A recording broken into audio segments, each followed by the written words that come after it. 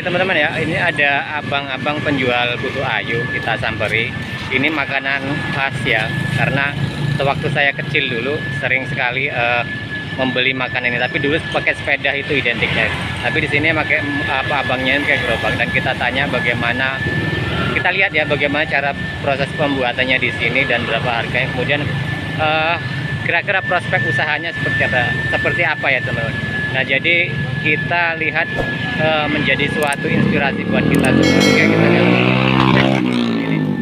Nah, ini gerobaknya hijau ya teman-teman, dengan seperti ini. Dan ini adalah di jalur pesisir barat, artinya di jalur nasional pesisir barat arah ke Bengkulu ya teman-teman. Jadi ramai ketika sore hari seperti ini, dan bertepatan di sini ada mamang atau abang yang penjual putu ayu ini, karena kita tidak bisa mengambil shoot dari jauh karena jalan sangat padat itu teman-teman. Oke, kita cek seperti apa, kita lebih dekat lagi seperti ini. Oke teman-teman. Nah, jadi teman-teman ya, ini bahan yang sudah diolah oleh abangnya mungkin seperti ini ya. Nah, jadi tinggal memasukkan ke ini. Kalau putu ayu itu teringat ketika saya masih kecil ya teman-teman. Jadi waktu dulu itu ketika kakek saya, ketika saya itu masih umur berapa tahun ya, 3 tahun 4 tahun, ketika menangis itu sering yang lewat itu adalah mamang putu ayu. Jadi saya mengingatkan sewaktu saya kecil ya. Nah, ini betulan pas kita lewat ada abang penjual putu ayu ini ya. Jadi makanan khas, dari suaranya itu memang ada ciri khasnya, pembedanya ya teman-teman. Jadi ini ada yang membeli ya teman-teman, seperti ini. Nah, kita lihat masih bungkus, masih apa, nanti kita tanya ketika sudah tidak sibuk seperti itu. Jadi nah, pembelinya sangat ramai ya teman-teman di sini, karena ini juga saya juga membeli di ngantri. Itu orangnya bang, di seberang dia. Bukan ini ya? Bukan itu bang, yang teman saya itu bang, seperti ini dan ini. Saya minta 10.000 bang ya. Ya seperti itu. Harganya berapa bang? 5.006. Jadi tidak ada 1.001, tidak ada ya harganya. 5.000 bonus 1 berarti itu, hitungannya seperti itu bang ya. Ini bahannya dari apa sih bang, kalau boleh tahu? Tepung beras ya. Kalau satu kotak ini berapa kilo tepung ini? 3,5 kilo. 3,5 kilo, lumayan juga ya. Sudah lama bang jualan di sini?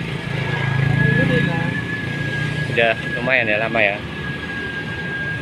Dan karena kita ngantri ya teman-teman, jadi kita sambil lihat di sini seperti itu. Nah, cara membuatnya hanya dimasukkan ke dalam bambu kecil seperti ini.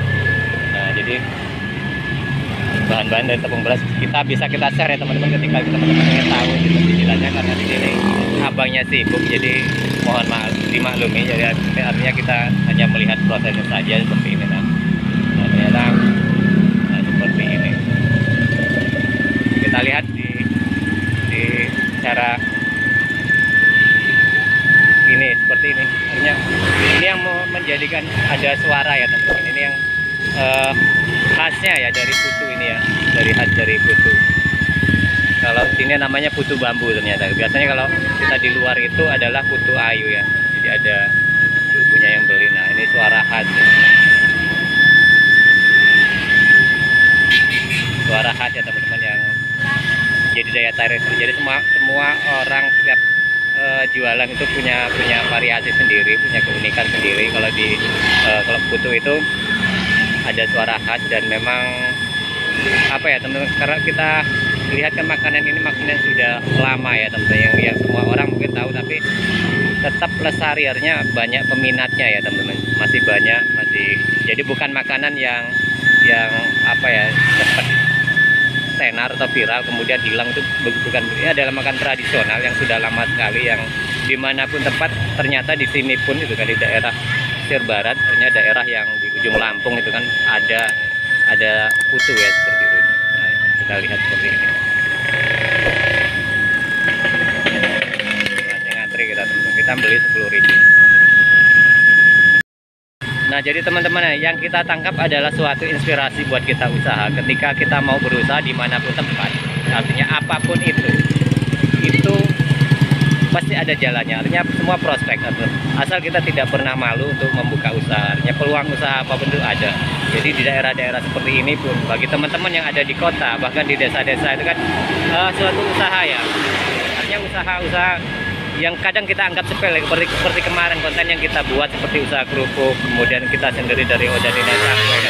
Jadi prospektif usaha itu memang luar biasa. Jadi kita tidak boleh malu ketika kita memiliki konsep usaha kemudian kita menjalankan usaha itu sendiri. Nah ini teman-teman sekedar sekilas info ya, informasi buat teman-teman, buat inspirasi usaha teman-teman semua. Apalagi di daerah-daerah seperti ini yang artinya notabene bukan kota besar, tapi suatu prospek usaha itu memang ada ya teman-teman, dimanapun tuh ada. Oke teman-teman, ini sedikit informasi buat teman-teman semua ketika kita ingin usaha ya teman. Jadi kita tidak harus mencari suatu pekerjaan yang kesana sini, tapi dari segi pengalaman kita, kemudian dari inspirasi dari usaha lain, kita bisa menciptakan suatu usaha. Oke teman-teman ya.